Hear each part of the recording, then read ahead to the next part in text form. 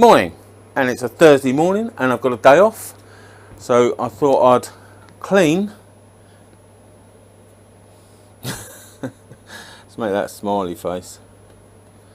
Beautiful. Clean my 250, lube it up, for which I'll be utilising my ramp. And a guy, I presume it's a guy, called General Bozo was asking about my ramp and whether I use the wheel chock or wheel clamp that usually sits at the front here, and I don't. I did for the first couple of times, but it feels unstable. The bike feels unstable with it clamped that way, so you need straps as well, and then everything just sort of starts getting in the way. Usually I've got this at the front to stop me shooting the bike straight off. That bit of wood there is just to stop the whole ramp rolling forwards, because even with the stabilizers down, the ramp still moves. I am on flat wooden floor, but it still moves, so I chock it up against my workbench, and then it can't shoot forward when I'm putting the bike on it. But ultimately what I use is a paddock stand, and I'll shoot the bike up onto the ramp and I'll show you what I do to secure it to the ramp.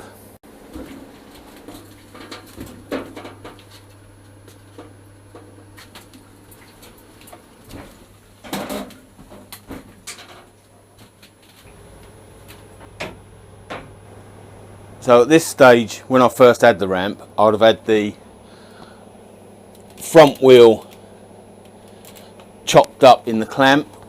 I'll just take this ramp out of the way, and for my own personal security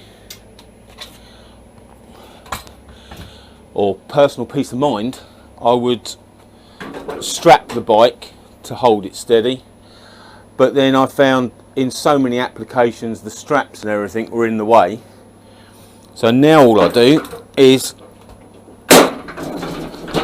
I put the rear up on a paddock stand, and then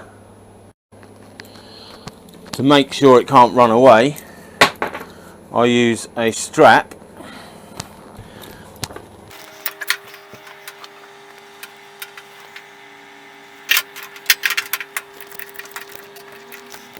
just across the paddock stand, so the bike has got freedom to move within this parameter, but it's not going to fly off the ramp if I do something that I shouldn't be doing. If I was a bit aggressive with whatever I'm doing, putting a back wheel in, whatever, I've got the peace of mind that the strap will stop the bike shooting off the front. So that's how I set it up. This means you've still got complete movement of your front wheel to do, angle it out to do your brake pads, brake disc, clean the wheel, whatever. If it's in a clamp, it's fixed in that position, which isn't too bad on the 250 because it hasn't got the full fairing and everything. But once you get the full fairing and enclosed forks and all the rest of it, it is a pain. And there's times when you just want to move it that little bit. I mean, the clamp bolts are here, clamp bolts. Disc caliper bolts are here, so straight in, but on the Gixxus they're through the back, which means to be able to manoeuvre the front wheel is absolutely spot on. That's about it really. I've got a paddock stand that I use that lifts the forks. I've got the one that goes on the stem, but that tends to get in the way. I've got the one that goes on the forks, lifts the forks, and you can still get your axle out and take your front wheel off and everything. To do that, I need to take off that front chock at the front there that I've usually got on. I haven't at the moment. It's down on the floor down there. That just stops the bike shooting off as well, but that needs to come out of the way so the paddock stand can actually pivot down and lift the bike. But ultimately that's my setup. just a paddock stand and a strap across it, just to stop it wandering. And that's on my Clarke CML3 hydraulic lift table. The other thing to make sure of is not to go too far forward with your bike, because this table comes up like that, so the main guts of it are from here, where are we going, here, pretty much where the side stand, well, a bit forward from the side stand, so about here, and back here. So you've got quite a lot of front overhang with no support underneath. As I say, the ramp itself comes up like that, up and back. I'll show you that in a minute. So you can't really have your bike round the other way because there's so much weight at the back, it would unbalance it. And even if you got, well, in my opinion, even if you got it up in the air and had the bike the wrong way round, it would just feel so unstable. But that's about it. Let's get that up in the air and we'll see how it looks. I don't know how far up I can go. I'll drag it back a bit, just so I've got a bit more ceiling height, because my shed slopes. No, not my shed roof slopes. Hang on a minute.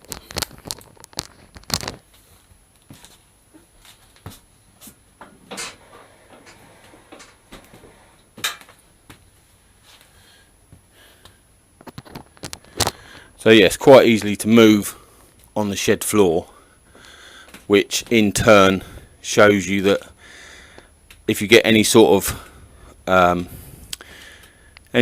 jam up, if the front wheel pushes the ramp when you're trying to get it up onto it,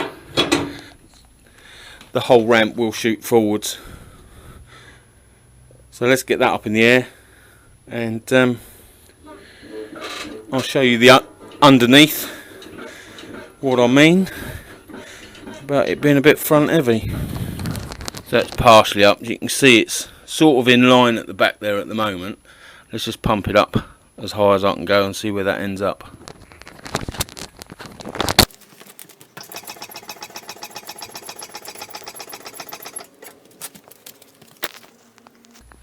Okay, so that's as high as I can go with the height of my shed and the little screen and, well, the wing mirrors sticking up on the 250. But you can see it was in line, and now we're about 5 or 6 inches behind that, where it is coming up and going back at the same time.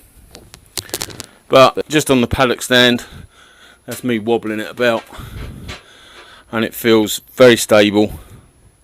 Obviously there's movement on it, but it feels very stable, and I feel very comfortable working on it and secure, being that if anything did happen, I haven't got much of an escape route unless I can push my way through the shed wall, and that's either side, especially with mediocre down this side. So there you go, that's how I fit my bike onto my ramp and secure it, ready to work on it. So I'll get on and clean the 250. First time since I've had it, and that's months I've had it. I am disgusting, and so is the bike. Anyway, thanks for watching. Hope that helps someone out. I'll see you again. Ta-ra.